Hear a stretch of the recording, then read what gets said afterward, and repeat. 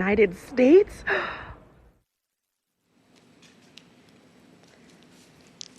Greetings, America.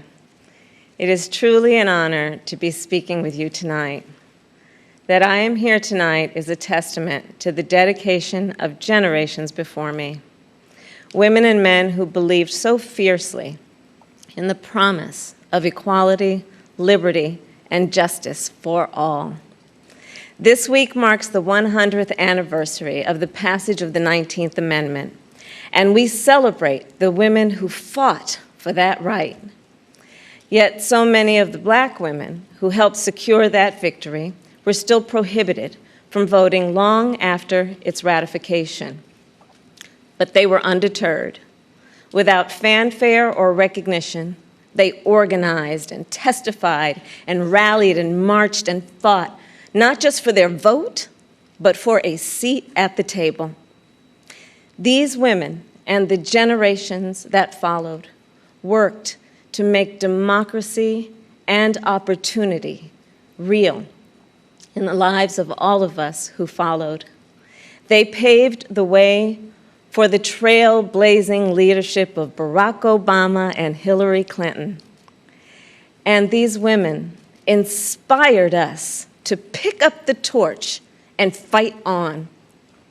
Women like Mary Church Terrell, Mary Cloyd Bethune, Fannie Lou Hamer, and Diane Nash, Constance Baker Motley, and the great Shirley Chisholm.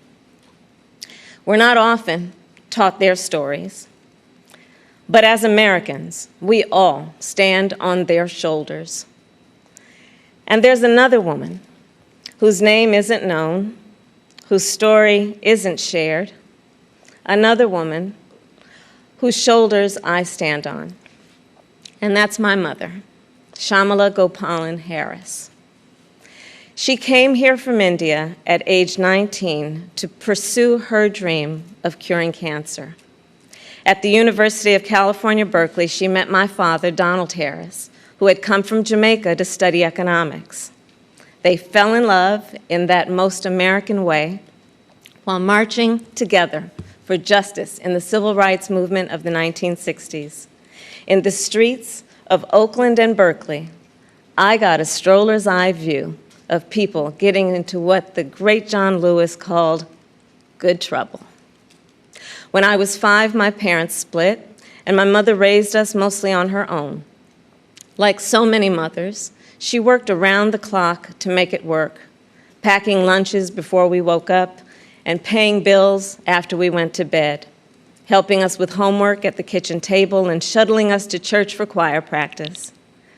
She made it look easy, though it never was. My mother instilled in my sister Maya and me the values that would chart the course of our lives. She raised us to be proud, strong Black women, and she raised us to know and be proud of our Indian heritage. She taught us to put family first, the family you're born into and the family you choose. Family is my husband, Doug, who I met on a blind date set up by my best friend. Family is our beautiful children, Cole and Ella, who call me Mamala. Family is my sister. Family is my best friend, my nieces, and my godchildren. Family is my uncles, my aunts, and my chitties. Family is Mrs. Shelton, my second mother who lived 2 doors down and helped raise me. Family is my beloved Alpha Kappa Alpha, our Divine Nine, and my HBCU brothers and sisters. Family is the friends I turn to when my mother, the most important person in my life, passed away from cancer. And even as she taught us to keep our family at the center of our world, she also pushed us to see a world beyond ourselves. She taught us to be conscious and compassionate about the struggles of all people, to believe public service is a noble cause, and the fight for justice is a shared responsibility. That led me to become a lawyer, a district attorney, attorney general, and a United States senator. And at every step of the way, I've been guided by the words I spoke from the first time I stood in a courtroom. Kamala Harris, for the people. I have fought for children and survivors of sexual assault. I fought against transnational criminal organizations. I took on the biggest banks and helped take down one of the biggest for-profit colleges. I know a predator when I see one. My mother taught me that service to others gives life purpose and meaning. And oh, how I wish she were here tonight, but I know she's looking down on me from above. I keep thinking about that 25-year-old Indian woman, all of 5 feet tall, who gave birth to me at Kaiser Hospital in Oakland, California. On that day, she probably could have never imagined that I would be standing before you now and speaking these words. I accept your nomination for Vice President of the United States of America. I do so committed to the values she taught me, to the word that teaches me to walk by faith and not by sight, and to a vision passed on through generations of Americans, one that Joe Biden shares, a vision of our nation as a beloved community, where all are welcome, no matter what we look like, no matter where we come from, or who we love. A country where we may not agree on every detail, but we are united by the fundamental belief that every human being is of infinite worth, deserving of compassion, dignity, and respect. A country where we look out for one another, where we rise and fall as one, where we face our challenges and celebrate our triumphs together. Today, that country feels distant.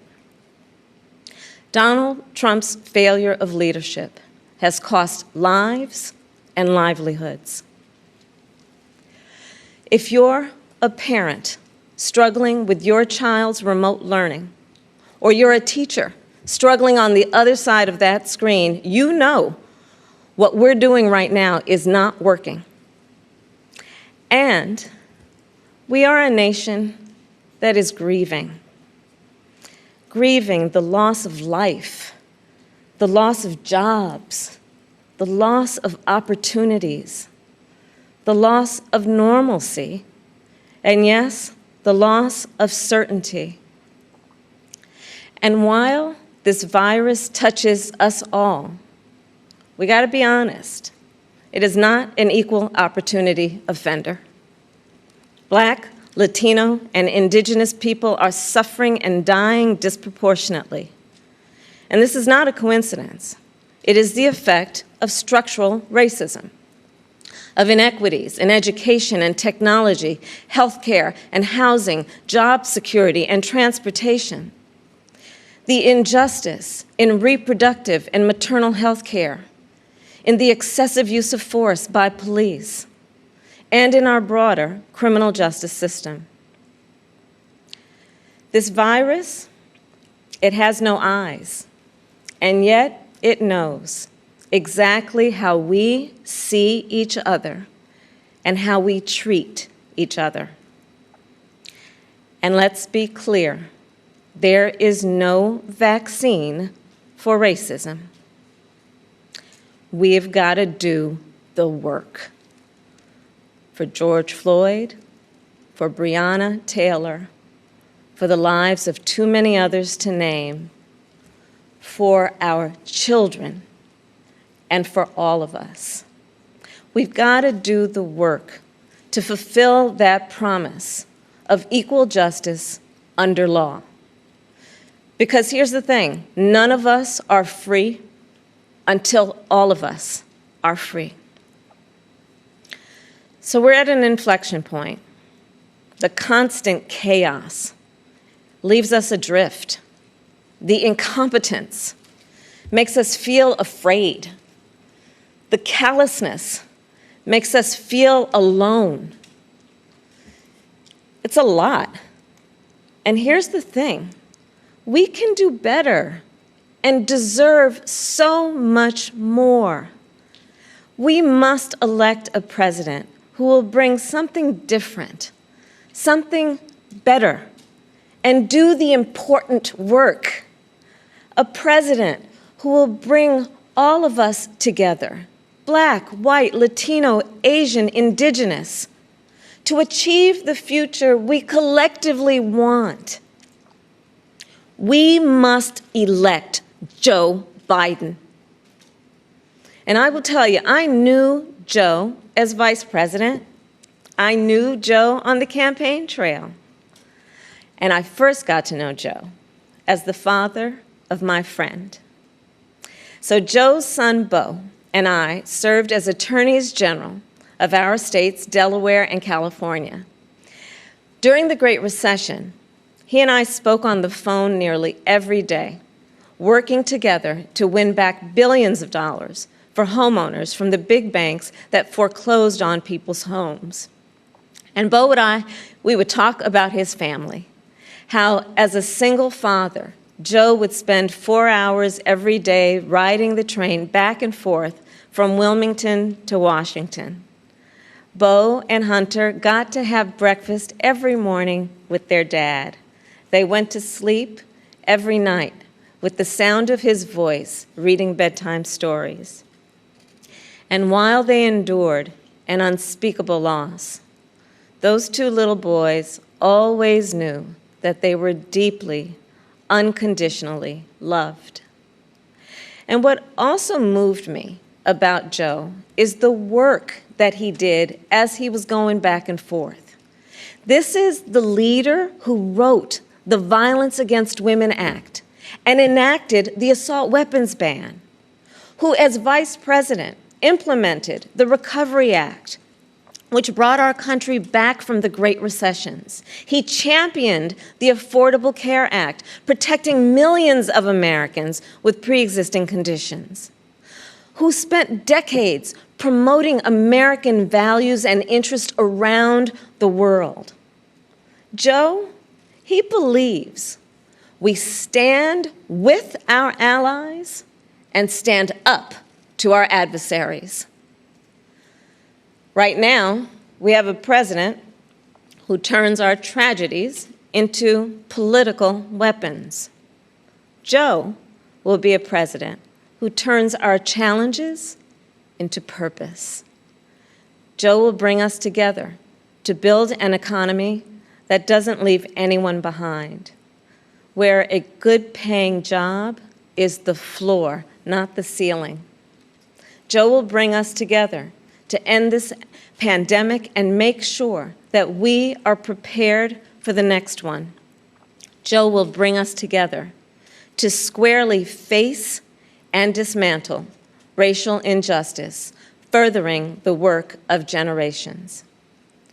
Joe and I believe that we can build that beloved community, one that is strong and decent, just and kind, one in which we can all see ourselves.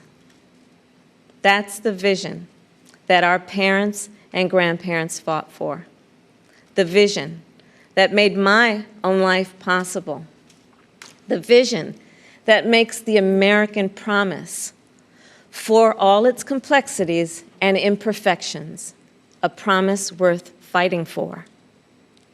So make no mistake, the road ahead is not easy. We may stumble. We may fall short. But I pledge to you that we will act boldly and deal with our challenges honestly. We will speak truths, and we will act with the same faith in you that we ask you to place in us. We believe that our country, all of us, will stand together for a better future.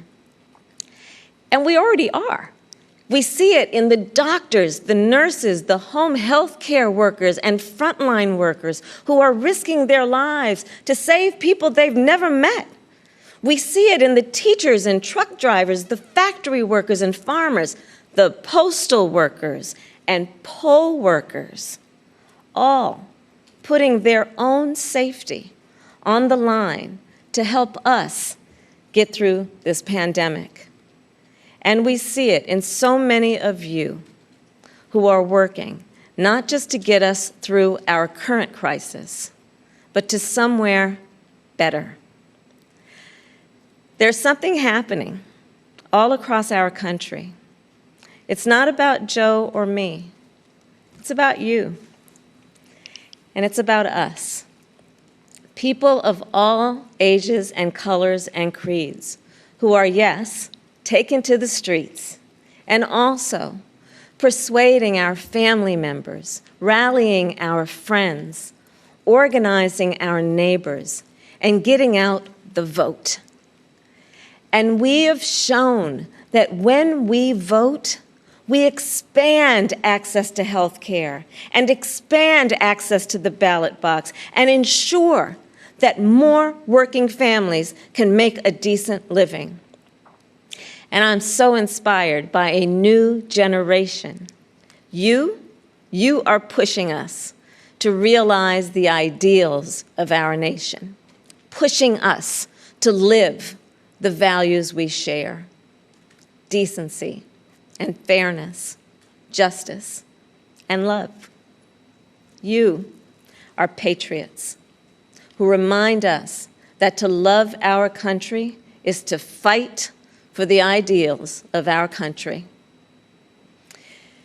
In this election, we have a chance to change the course of history. We're all in this fight. You, me, and Joe, together. What an awesome responsibility. What an awesome privilege. So let's fight with conviction. Let's fight with hope.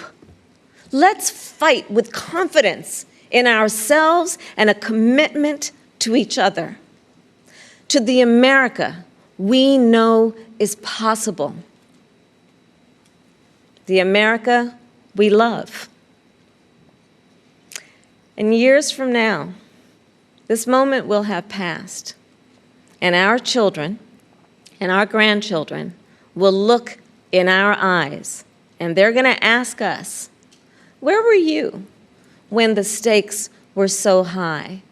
They will ask us, what was it like? And we will tell them. We will tell them not just how we felt, we will tell them what we did. Thank you. God bless you, and God bless the United States of America.